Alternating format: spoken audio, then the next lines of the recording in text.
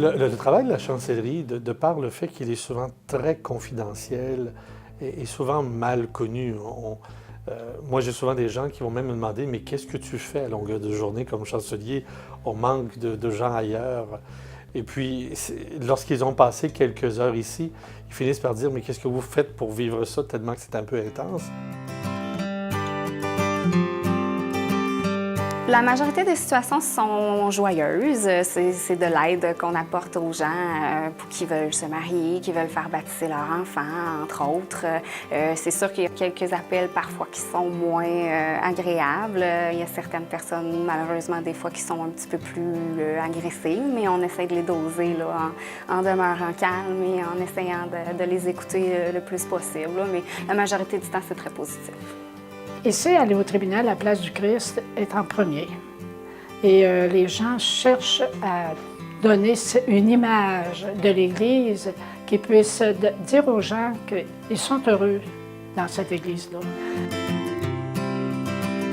La chancellerie, en quelques mots, c'est d'abord un service qui est obligatoire dans un diocèse, ainsi que l'économat. Donc, l'évêque, quand il arrive dans un diocèse, doit nécessairement se nommer un chancelier, doit se nommer un économe, et on dit la chancellerie, c'est le service qui entoure le chancelier. La principale fonction, c'est d'assister l'évêque, principalement dans le droit et la justice, et de pouvoir aussi être responsable des archives, à la fois du diocèse et dans le diocèse.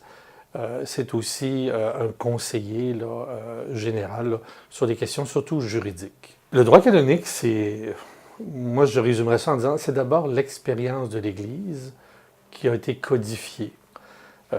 On n'a pas toujours eu un code, comme le Code civil là, ou le Code de Napoléon, mais c'est vraiment l'expérience de l'Église, donc c'est d'abord la parole de Dieu, c'est d'abord sa théologie, qui ensuite vont être codifiés pour des points de repère pour l'agir pastoral, pour rester toujours en communion à la fois avec l'Église, d'abord la grande Église, mais surtout en fidélité à l'Évangile et au message du Christ. Mais comme le Code, il est pour toute l'Église latine, évidemment, il ne peut pas être pleinement et parfaitement ajusté, un peu comme un vêtement. Là. Si on disait, on fait une seule sorte de gilet là, catholique, puis on dit que tout le monde doit le porter, bien, ça ne marche pas. Il y a des ajustements à faire, il y a des fois il faut élargir, des fois il faut diminuer. Ça, c'est beaucoup le rôle à ce moment-là qui revient à chaque chancelier dans le diocèse. C'est un rôle qui revient d'abord à l'évêque, mais assisté de son chancelier.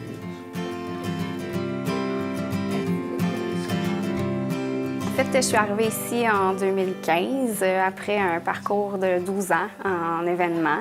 C'est un peu un concours de circonstances. Quelqu'un qui m'a montré l'offre d'emploi et qui m'a dit « il me semble que ça te conviendrait bien ».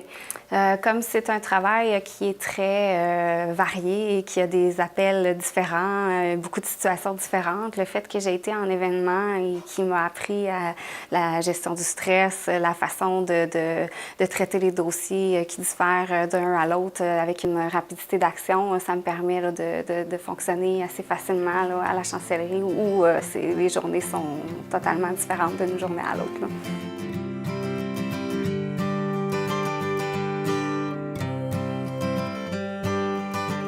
Mon travail consiste à répondre à toutes les questions qui relèvent un peu dans la recherche du certificat de baptême, du certificat de confirmation. Ensuite, la recherche aussi de célébrants pour des mariages lorsque les gens ne demeurent pas dans la paroisse où ils veulent se marier. Alors, je suis obligée de trouver un célébrant. Des fois, c'est assez compliqué parce que les prêtres vieillissent. Ensuite, mon travail consiste aussi à mettre en forme les mandats des prêtres et des agents de pastoral.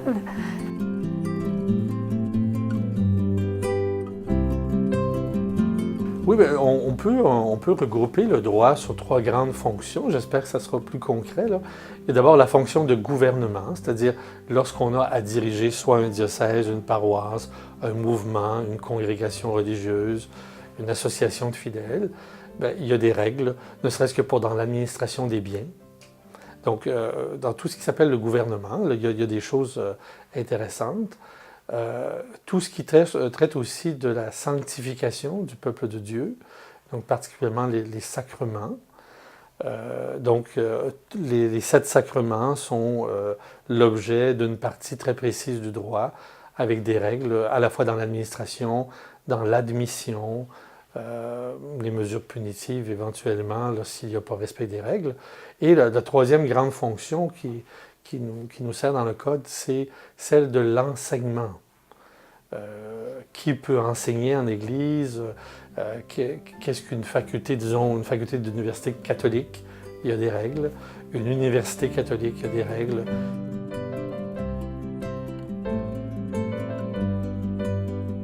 Chaque cas était un peu personnel, individuel, là, unique. Puis souvent, dans les cas de recherche de baptême, les gens ne se rappellent plus où ils ont été baptisés, ça se comprend, ils étaient tout petits. Mais les parents non plus ne s'en rappellent pas. Puis là, ils ostinent un peu. Fait que là, il faut que je leur dise, on va faire une recherche. Puis quand on le trouve, là, ils sont tout étonnés de voir que ce n'était pas l'endroit que les parents avaient donné. Alors là, ils sont heureux, ils trouvent la réponse à ce qu'ils cherchaient. Chaque fois aussi que les gens ont des situations difficiles, ne serait-ce que reliées à retrouver leurs actes de baptême ou de confirmation. Vous savez qu'on a beaucoup d'immigration. Donc, dans plusieurs endroits, les registres de catholicité ont été détruits entièrement ou partiellement. Donc, je prends quelques exemples. Les gens qui nous viennent du Rwanda et qui ont fui.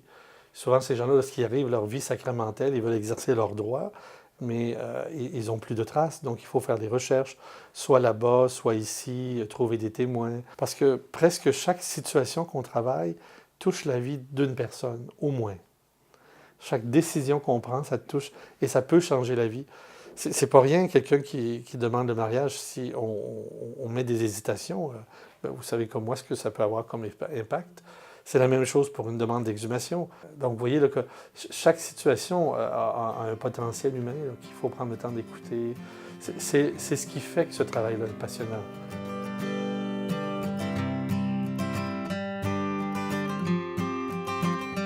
La place de Dieu, elle est d'abord, je pense, dans le regard qu'on a sur les personnes.